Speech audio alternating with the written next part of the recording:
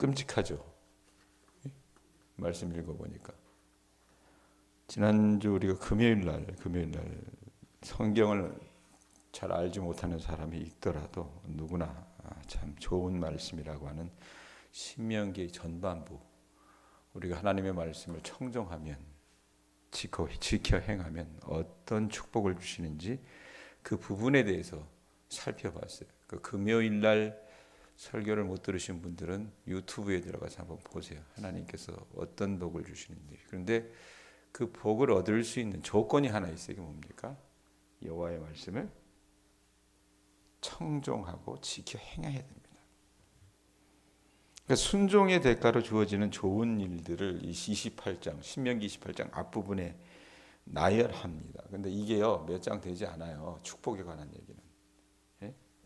28장 보세요. 1절부터 보시면 끝절까지가 몇 절이에요? 68절이에요. 1절부터 이 끝절까지가 68절인데, 자, 축복은 어디까지가 되느냐면, 어디까지가 되냐면 여러분 한번 보세요.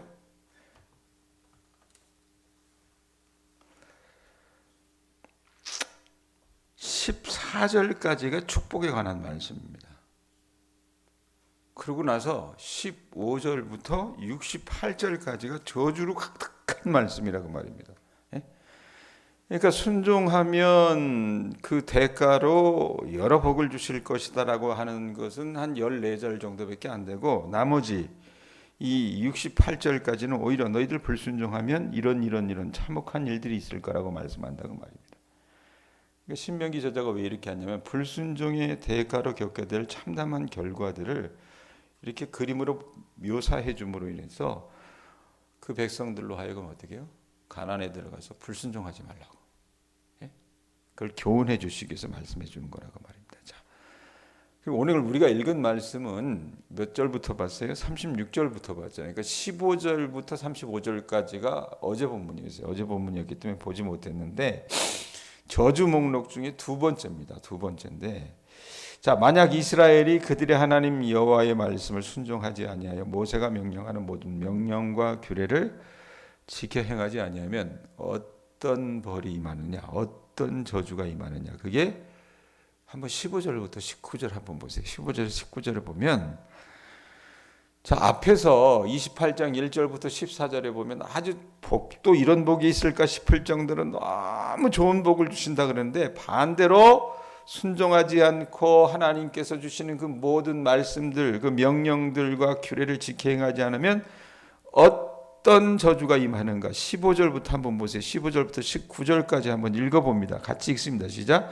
내가 만일 내 하나님 여호와의 말씀을 순종하지 아니하여 오늘 내게 명령하는 그의 모든 명령과 규례를 지켜 행하지 아니하면 이 모든 저주가 내게 임하며 내게 이를 것이니. 자, 저주가 임한대요. 왜 저주가 임합니까? 하나님의 말씀을 듣고 순종하지 않으면 저주가 임한대요. 그럼 그 저주가 어떤 내용이냐? 앞에서 얘기한 내용을 다 뒤집는 겁니다. 뒤집는 게 16절부터 읽습니다. 시작. 내가 성읍에서도 저주를 받으며 들에서도 저주를 받을 것이. 이거 제가 얘기했죠. 금요일날 가정생활이나 어떻게 해요? 직장생활이나 이곳에서 복을 주신다 그랬는데 하나님의 말씀을 듣고 청종하지 않으면 어떻습니까? 저주가 임한대요. 그 다음에 또 내 강주리와 떡 반죽 그릇이 저주를 받을 것이요. 그 다음에 내 몸의 소생과 내 토지의 소산과 내 소와 양의 새끼가 저주를 받을 것이며 내가 들어와도 저주를 받고 나가도 저주를 받으리라. 아이고 끔찍스러워라. 성읍과 들과 강주리와 떡 반죽 그릇, 몸의 소생과 토지 소산과 가축의 새끼. 이스라엘이 어떻게 해요? 들고 나는 모든 부분에서 하나님께서 어떻게 해요? 이들이 하나님의 말씀을 지켜 행하지 않으면 어떻습니까? 청종하지 않으면 저주를 내리실 거라고 말합니다. 그러니까 이스라엘 백성들이 여호와 하나님을 잊어버리고 악을 행하면서 그들이 손으로 하는 모든 일에 야훼께서 어떻게 해요? 여호와 하나님께서 저주와 혼란과 책망을 내리사 이스라엘이 망하면서 속히 파멸되게 하실 것이라고 얘기하는 게 15절부터 68절까지예요. 예? 그 중요한 건 뭐냐면 여러분들이 어디에 있건 간에 하나님의 그 현재 존재하시는 그 하나님과 동행하지 아니하면 아무리 여러분 우리 눈에 봤을 때 그게 천국이라 해도 하나님이 함께 하시면 여러분에게 천국입니까? 아니라는 얘기입니다. 하나님이 동행하시지 않으면 그 젖과 꿀이 흐르는 가나안 땅이라도 그들의 운명은 어떻습니까? 그들이 하나님의 말씀을 청종하지 않으면, 하나님과 동행하지 않으면 저주가 임하고 혼란이 임하고 책망밖에 없다는 말씀에 이야기해 주는 거라고 말입니다. 무서운 말씀이에요. 자, 35절부터 한번 보세요.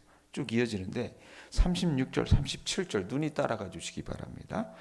여호와께서 너와 내가 세울 내 임금을 너와 내 조상들이 알지 못하던 나라로 끌어가시리니 내가 거기서 목석으로 만든 다른 신들을 섬길 것이며 여호와께서 너를 끌어가시는 모든 민족 중에서 내가 놀람과 속담과 비방거리가 될 것이라.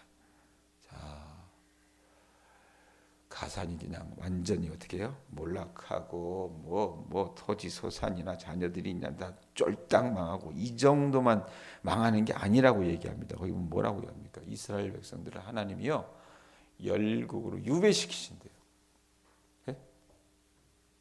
자기 나라를 떠나도록 만드신답니다. 그렇게 해서 그들이 뭐 나중에 보면 여러분 역사 속에 이들이 아시리아나 바벨론으로 끌려가지 않습니까? 끌려가서 그들의 우상을 숭배하도록 강요당하는 그 수치를 이들이 감내해야 되는 상황 가운데 놓이게 됩니다. 그러면서 여러분 이들은 어떻습니까? 노예가 되잖아요. 그러면 열국의 속담과 비방거리가 되는 그런 꼴을 이들이 그런 꼴로 전락하게 될 것이라고 말씀 가운데 얘기하고 있는 겁니다.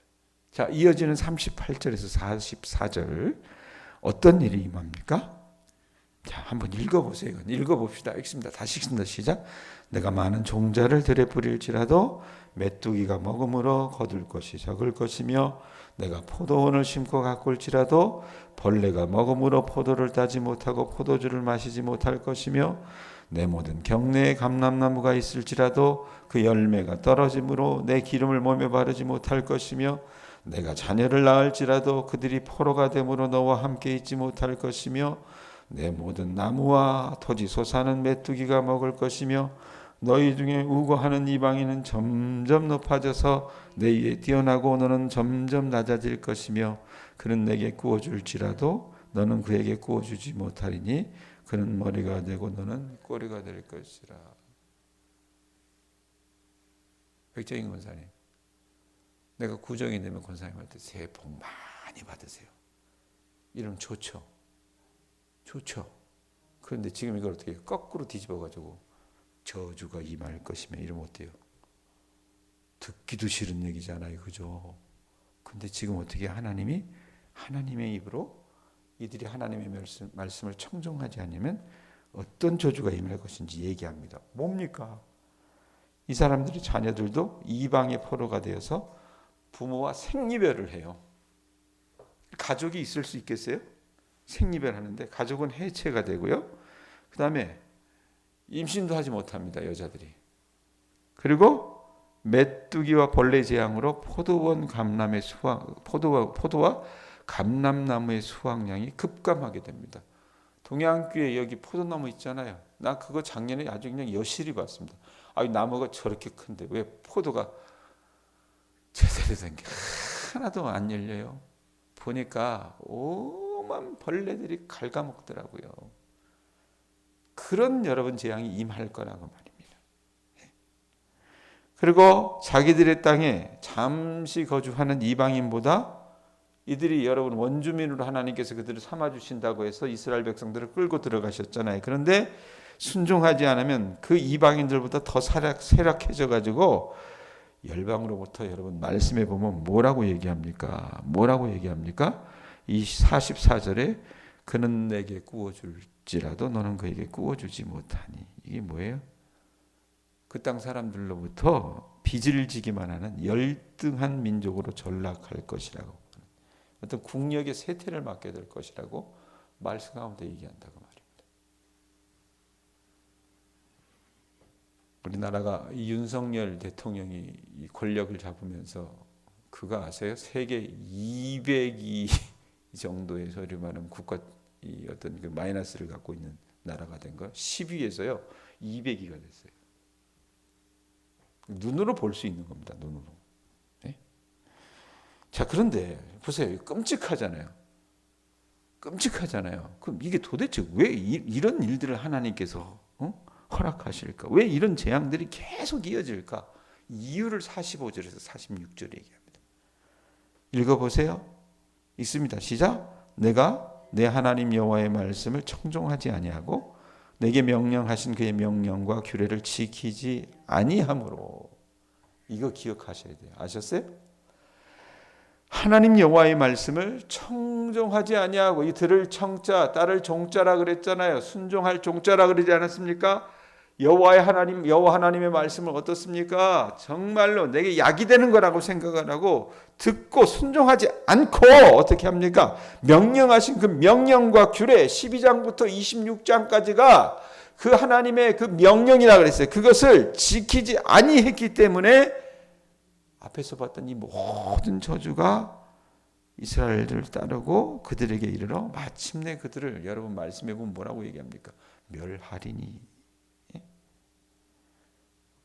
그래서 하나님이 딱 이렇게 살면 안 된다는 걸 보여주시는 거예요. 그래서 46절에 뭐라고 얘기합니까? 이 모든 저주가 너와 네 자손에게 있어서 표징과 훈계가 되리라. 이스라엘 백성들이 여호와 하나님의 말씀을 듣고 순종하지 아니하고 그들에게 명령하신 명령과 규례를 지키지 아니했기 때문에 이 모든 저주가 와서 이스라엘을 어떻게 해요? 뒤덮는 거예요. 따르는데 마침내 이스라엘을 멸망시킬 때까지 따라다닐 거라고 말씀합니다. 그리고 이 극단적으로 그리고 총체적으로 실현된 저주는 이스라엘과 그 자손에게 모세를 통해서 주신 여호와의 율법이 가나안 땅에 정착하는 일과 그 다음에 그들이 그 가나안 땅에 장구한다 그랬잖아요. 오래도록 살아가면서 하나님께서 주시는 그 복을 향유하는 일을 위해서 얼마나 여러분 그 백성이 살 수 있는 유일한 것들, 복을 받는 유일한 것들, 저주를 받지 않는 유일한 키가 뭐예요? 뭡니까? 목숨을 걸고 여러분들, 예? 생명을 걸고 그 여호와의 말씀을 지켜 행해야지, 순종해야지. 그것을 알지 못하면 어떻게 돼요? 그렇게 하지 않으면 저주받게 될 거라고 하는 그냥 실물 교훈을 주시는 거라 그 말입니다. 자, 저나 여러분이나 말씀을 대하는 태도가 어떤지 한번 좀 살펴보실 수 있었으면 좋겠습니다. 복 받고 싶죠. 예? 복이라면 뭐 다 좋다고 생각하잖아요. 복 받고 싶죠. 그리고 이런 끔찍한 저주는 피하고 싶지 않습니까? 그렇다면 방법은 하나예요. 뭡니까? 하나님의 말씀을 생명을 걸고 내가 죽기 살기로 듣고 순종하며 그 명령과 규례를 지키는데 최선을 다하면 여러분 복 받습니다. 근데 대부분의 사람들은 어떻게 해요? 안 해요. 그렇게 안 해요. 그렇게 안 해요. 그러니까 여러분 화가 임하는 거예요. 자, 이게 이후에 붙여진 말씀이 47절에서 57절이에요. 이게 모세 시대에 들려줬던 말씀이라기보다는 이제 신명기가 나중에 이제 재편집되면서 이들이 나중에 이스라엘이 멸망해가지고 이 바벨론으로 끌려가지 않습니까? 그때의 교훈이 붙은 게 아니겠냐라는 생각을 해요. 자, 47절 한번 보세요. 어떤 말씀이 있습니까? 내가 모든 것이 풍족하여도 기쁨과 즐거운 마음으로 내 하나님 여호와를 섬기지 아니함으로 말미암아. 자, 하나님이 복을 주셨어요. 가나안 땅에 들어갔을 때 엄청난 복을 주셨어요. 토지 소산과 짐승과 막 들어와도 복을 받고 나가도 복을 받고 뭐 떡반죽 그릇과 모든 것에다 복을 주신 거예요. 하는 농사마다 막 수백 배의 결실을 막 갖게 됩니다. 그래서 어떻게 합니까? 풍족하게 해주셨는데 47절 다시 보세요. 뭐라고 얘기합니까? 풍족하여도 농사를 지어서 어떻습니까? 하나님께서 그 놀라운 것들을 주셨는데도 어떻습니까? 이 이스라엘 백성들이 어떻게 했어요? 기쁨과 즐거움으로 내 하나님 여호와를 섬겼대요? 섬기지 않았대요? 섬기지 아니함으로 말미암아. 이거 우리 교인들도 대부분 해당됩니다. 예? 대부분 해당돼요. 예? 농사 지으면 뭐 하나님 앞에 더 그렇게 잘 섬기고 그렇게 헌금을 더 하는 거 안 그렇더라고요. 자, 그것으로 말미암아 어떤 일이 일어납니까? 48절 보세요. 내가 줄이고 목마르고 헐벗고 모든 것이 부족한 중에서 여호와께서 보내사 너를 치게 하실 적군을 섬기게 될 것이니 그가 철멍에를 내 목에 메어 마침내 너를 멸할 것이라. 자, 하나님이 먹고 살게 해주셨는데, 풍족하게 해주셨는데, 그러면 정말 이거 주님이 내게 주신 은혜거다라고 생각을 해가지고 즐거운 마음으로, 기쁜 마음으로 그 하나님을 섬기지 않았기 때문에 여호와 하나님께서 어떻습니까? 강력한 적군을 보내셔서 이스라엘을 멸망시키시고 많은 기관 요원들을 포로로 잡아가게 하실 거라고 마음합니다. 실제로 이 말씀은 이루어졌습니다. 이 적군이 예루살렘 성을 포위하고요. 도성 사람들은 어떻습니까? 완전히 물도 끊고 먹을 것도 다 끊어버리니까 나중에 사람 고기를 먹어가면서까지 저항하다가 종국에는요 멸망을 당해가지고 이산 가족이 되고 유배를 당하는 운명을 이들이 면하지 못합니다. 그러니까 풍족한 삶 가운데 하나님께서 그 풍족한 삶을 주셨는데 그것을 기뻐하고 감사하지 못할 만저 이건 내가 한 거야. 내가 열심히 일했으니까 이건 다 내 거야. 이래가지고 어떻게 해요? 여호와 하나님을 버리고 배척하면 순식간에 이스라엘은 줄이고 목마르고 헐벗고 모든 것에 부족하게 될 것이라고 얘기하는 겁니다. 그러면서도 여러분 어떻게 해요? 거기다 하나 더 붙여요. 뭡니까? 여호와 하나님께서 적군을 보내시는 거예요. 이스라엘 백성들을 치게 하실 적군을 보내셔서 이스라엘이 그들 앞에 패배해서 섬기게 될 거라고 말하는 거라고 말입니다. 49절부터 51절까지 한번 보세요. 눈이 따라가 주시기 바랍니다. 뭐라고 얘기합니까? 곧 여호와께서 멀리 땅 끝에서 한 민족을 독수리가 날아오는 것 같이 너를 치러 오게 하시리니. 바벨론 왕 느부갓네살이 실제로 치러 오잖아요. 내가 그 언어를 알지 못하는 민족이요 그 용모가 흉악한 민족이라. 노인을 보살피지 아니하며 유아를 불쌍히 여기지 아니하며 내 가축의 새끼와 내 토지의 소산을 먹어 마침내 너를 멸망시키며 내 곡식이나 포도주나 기름이나 소의 새끼나 양의 새끼를 너를 위하여 남기지 아니하고 마침내 너를 멸절시키리라. 이 적군이요 땅 끝에서 독수리처럼 날아오는 잔혹한 강대국이 바벨론인데 이 사람들의 언어를 알아들을 수 없는 그 완전 외국 민족이 어떻게 해요? 이 이스라엘을 침략하기 위해서 옵니다. 몰골도 흉악해요. 그런데다가 어떻습니까? 반인륜적입니다. 가장 돌봄을 받아야 될 노인도 보살피지 않고 어린아이도 불쌍히 여기지 않을 정도로 잔혹하다 그 말입니다. 그리고 와서 어떻게 합니까? 모든 토지소산을 다 집어삼키는 거예요. 그리고 이스라엘 백성들을 굶겨 죽이는 겁니다.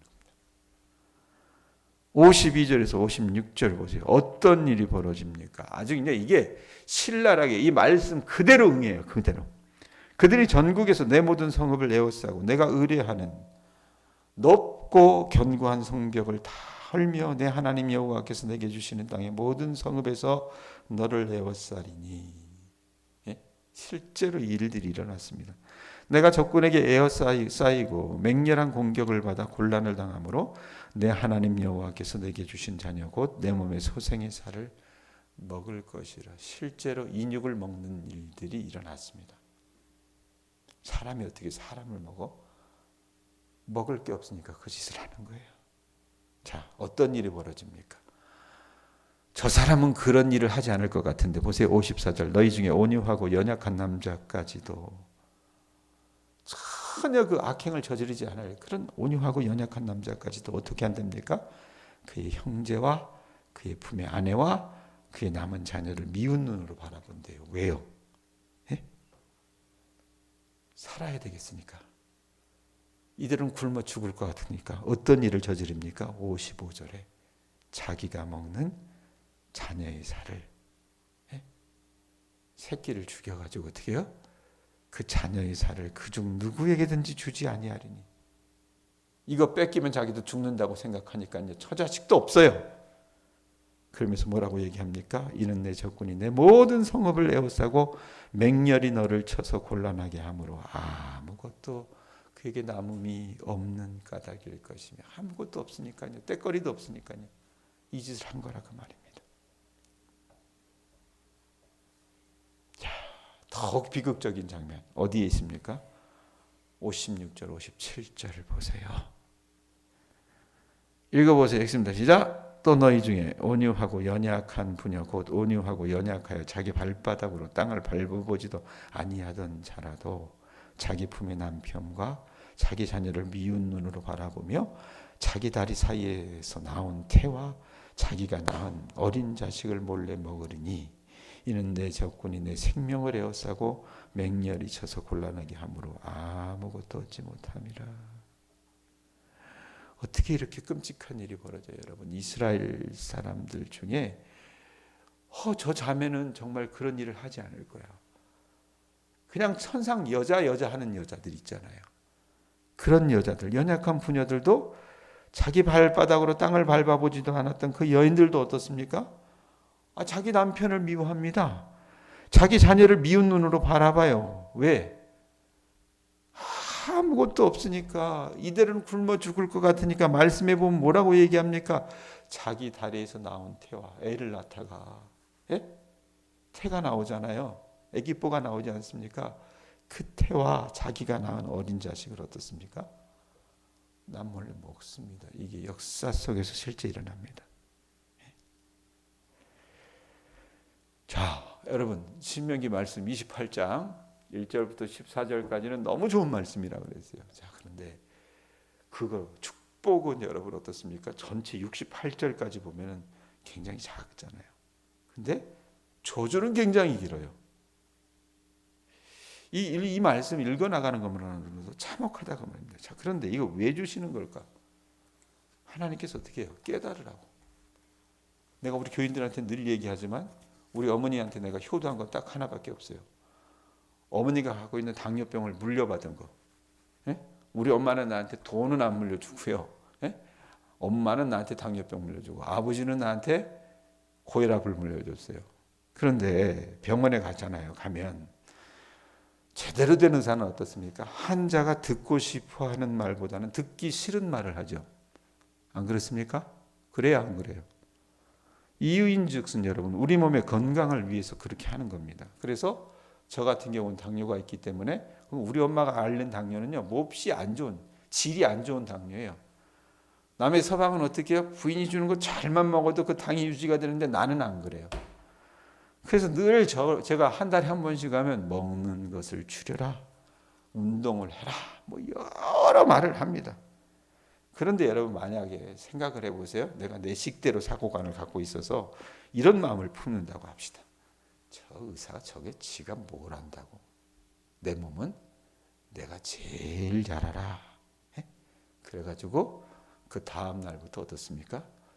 내가 먹고 싶은 거 다 먹고 운동도 하지 않고 어떻게 방구석에서 뒹굴러 다닌다고 생각을 해요. 그러면 어떤 일이 일어나요? 당뇨가 무서운 게 합병증이 무서운 거예요. 합병증이. 이걸 관리를 안 하면 어떻게 합니까? 실명을 하게 됩니다. 우리 어머니가 실명을 하게 됐어요. 그 다음에 발목도 자르게 됩니다. 왜? 이게 아물지가 않으니까 썩어요. 그리고 뇌졸중, 그 다음에 신장이 붓는 신부전, 이런 것들을 겪다가 죽게 됩니다. 자, 여러분 생각을 해보세요. 만약에 내가 당뇨병 환자라고 가정을 한다면 이런 의사의 어떤 경고를 듣고 내가 제정신이라면 여러분 어떻습니까? 의사의 말을 따르겠어요? 안 따르겠어요? 따라야 될 거 아니에요. 안 그래요? 안 그러면 죽는데, 망하는데. 근데 여러분 우리 영혼도 마찬가지란 얘기입니다. 예?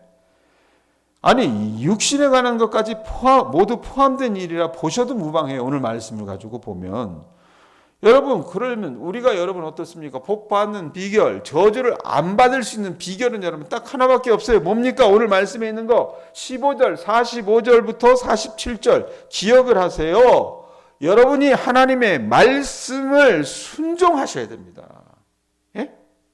그리고 하나님이 여러분들에게 명령하는 모든 명령과 규례를 지켜 행한다면 이런 저주가 임하지 않는 거예요. 아셨어요? 예? 그리고 45절에도 뭐라고 얘기합니까? 여호와의 말씀을 청종하고 그의 명령과 규례를 지키면요 저주가 임할래야 임할 수가 없어요. 이거 아셔야 된다 그 말이에요. 예? 그리고 47절에 더 붙습니다. 내가 모든 것이 풍족하여도 기쁨과 즐거운 마음으로 내 하나님 여호와를 섬기지 아니하므로 이런 일들이 있었다 그랬잖아요. 그러니까 어떻게 해요? 하나님께서 우리에게 주시는 좋은 것들이 있을 때는 어떻습니까? 기뻐하는 마음으로 즐거운 마음으로 여호와 하나님을 섬겨 나가 보시라 그 말입니다.